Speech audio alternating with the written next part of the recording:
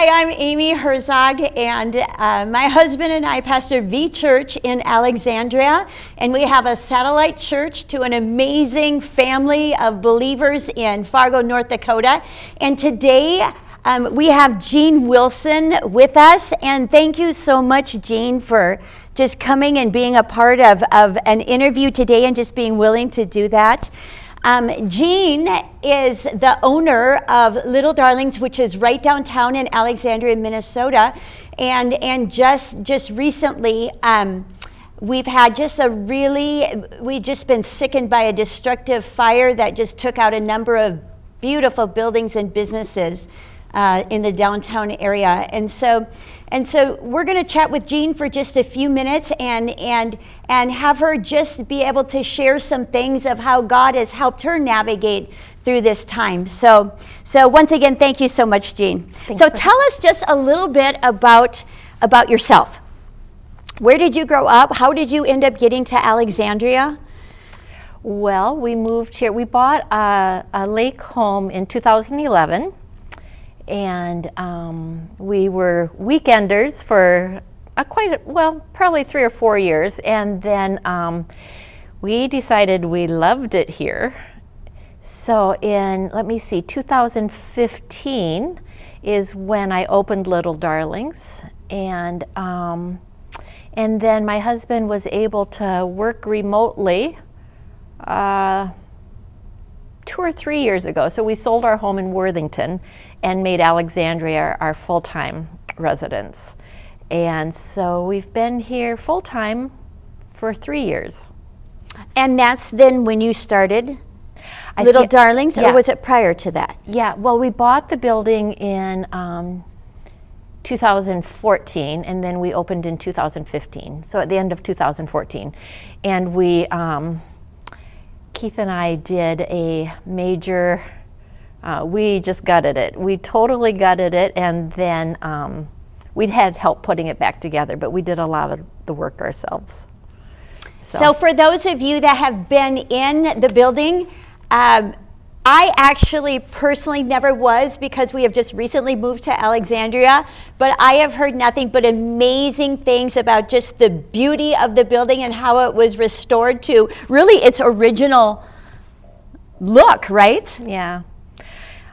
I know I'm prejudiced, but I think it was the most beautiful building downtown. It was built in 1884, and it was a beautiful, beautiful building. And it was, just from the outside, it was so charming. It had a beautiful edifice, and yeah, it was a really cool building. It was a beautiful building. Okay, so tell us, how did you end up with a baby boutique? Well, when we moved here in 2011, just like lots of other residents like to roam the downtown area because it's such a charming downtown. But we had a fabulous children's store in Worthington, and I bought a lot of baby gifts there, And so when we moved to Alexandria, I noticed that there wasn't a children's store. I mean, there was Herberger's and Target, but they didn't have the unique things. They didn't have the really cute special things. Yep. And so I had this harebrained, and I had done retail before. I had a Christian bookstore for 11 years in Worthington with a coffee shop and an art gallery, and so I had done retail before. And so I just floated this balloon past my husband, and he's just kind of he's a go for it type of guy, and it's things that we liked. So like the renovation of the building, those are things that we like to do. I mean, I think we're both kind of type A personalities. We like to be busy, and I am an extrovert, and so retail really fits me well. Mm-hmm. And so it just seemed like, I feel like in our walk with God, we've always gotten closed doors, or we feel okay about moving forward. And this felt like It was okay. It felt like it was okay because we covered it in prayer, and there were several points that we'd say, "Okay, God, this is a good opportunity to close that door." Yep. Yep. And the doors just kept opening. So. And so you just felt it was right there. And obviously, it's been just people love the store. Yeah. Just even prior to coming and then after coming, people just love your store. It was a fun place. It's a place where people are always happy. People would come to buy baby gifts or grandbabies, their unique toys and books. And so, yeah, we just had the best customers because it was always a happy occasion when people walked through the doors. And you will miss that. I will miss that because being a people person, I really enjoyed the interaction with people. Mm-hmm.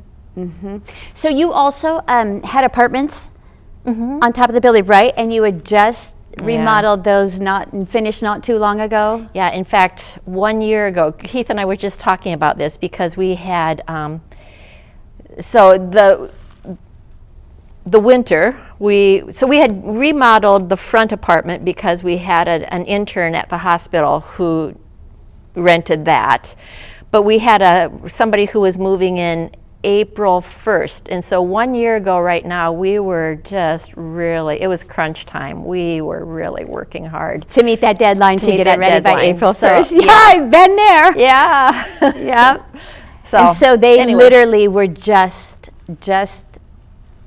updated and recently fully remodeled. Okay, so tell us. So you get this phone call early in the morning one morning. Can you tell us about it? Well, we didn't really think too much. I mean, so I got the phone call, I think it was about 5 to 5, and we were downtown by 10 after 5. But I remember saying to Keith, I said, do you think I should make a pot of coffee before we go so that, we have coffee to, And he said, we'll probably come home for breakfast. And so we went, and, we could see, at first we didn't see flames, but then we saw flames coming out of the Rappers building. But still, by about 7, we went home and grabbed a bite to eat and showered. No, I think that was maybe, anyway, when we came back, it's like, ooh, this is not looking good. And then we went around to the front of the building. I think it was, I don't know, maybe 9:30. I don't remember exactly, but that's when the excavator had taken the big, I don't know what the big machine is, but part of the front of my building was gone. And so that's when we just had a meltdown. It's kind of when you have that reality. Yes, because you can think we're going to make it. We even if we have some smoke damage, we're still going to be okay. But I was thinking this is going to be a whole heck of a lot of work because of the smoke in the water. I was pretty sure we'd have smoke and water. But then when we went around to the front of the store, and we saw that the front was basically gone, we just had a meltdown. And I think it was, I know it's just stuff, but it's like just the emotion of, I don't know, we loved that, we just loved it. It was just it was a great season of our lives. I was going to say, they were some great years, and your heart was there. Yeah. I mean, I could tell just even talking to you previously when we were, with you and your husband, just that it was like you had put yourself into that place, and it was so evident. It was so evident from every angle of it. In that sense. And so, okay. And I think I had, just one more thing. I think I had told you before. I mean, we did have a meltdown. We just grabbed each other and cried. But it went from grief to sadness so quickly because of our friends who had lost their daughter to pancreatic cancer. And so it's like, we cried, we had our meltdown, and then we said, wait a minute. It didn't have a pulse. It didn't have a soul. It's a building. And so I think we were able to go from grief to sadness in a really short time because of our, that was a big perspective changer. It's like, okay, this is not. Yes. So they have some dear friends who had just recently lost their precious daughter to pancreatic cancer. And so I love what you say, where you're building your store there didn't have a pulse and it didn't have a soul, because it's that piece of perspective sometimes, isn't it, that can help bring us back, like you said, that just took you from that grief to that sadness so quickly. So in the days and weeks now, it hasn't even been that long, how would you say that you have navigated just through that disappointment? Because we all face disappointments of varying degrees on really kind of a regular basis in life. And so with this particular disappointment in your life, how would you say, what helped you the most, would you say, or how has this journey been in just kind of navigating through the aftermath of this? Well, because we're not young, we're not maybe old, but we're not young. I think that, so Proverbs 3, 5, and 6 says, trust in the Lord with all your heart and lean not on your own understanding. In all your ways acknowledge him. He will make your paths straight. And when you've been walking with the Lord for a while, you have those markers in your mind. You have that history that, okay, this is not what I had planned. This is not the way I thought my prayers would be answered. But you have that assurance that God is good and things are going to work out. And so I think when you've been around for 60 years and you can see how God has been faithful through, Yes. I mean, I can think of so many things that I've lost sleep over. I mean, just tossed and turned and laid in bed and just agonized over. And I can see how God has worked things into, most of the time, better than what I had been praying for. But, you can just see. And so I think that at this point in our faith walk, the trust comes easier. And that's what I appreciated about Patrick's sermon yesterday, was that you can worry and you can angst and you can go to fear really fast, and then from fear you can go to panic really fast. But it's not really going to change anything, and you will have a lot more peace if you just can let it go. And like I say, I think that at this point in our faith walk, it's easier than it would have been, earlier. That's a wonderful thing about continuing to grow in the Lord, really, because you get a track record and you can look back and you can just see the faithfulness of God. And so it is easier. Now, sometimes you're hit with a big one, you know what I mean? And it kind of will knock you for a while. And it takes you a while to be able to really land your mind then back on truth, back on, yes, God is so good and he is so faithful. And so we've definitely seen that. I know there was an outpouring of just love and care from the community, just because this has been such a loss to our community as a whole. I haven't even been here very long, and when I first saw pictures, I'm just like, you've just got to be kidding. And then I drive down there, you're just sickened. You're just sickened. And so I find this interesting, though, is because just no matter when I feel like we face a disappointment, there can be, it's like this, it doesn't matter how many people pour out love, and we so appreciate it, and it touches us so much, and it means the world to us, but it cannot take away that loss, and it cannot take away that disappointment. And so at some point, we have to land our mind on truth. We have to corral our mind back and renew it really to the fact that, yes, God is good, and he promises that he will bring good out of difficult situations.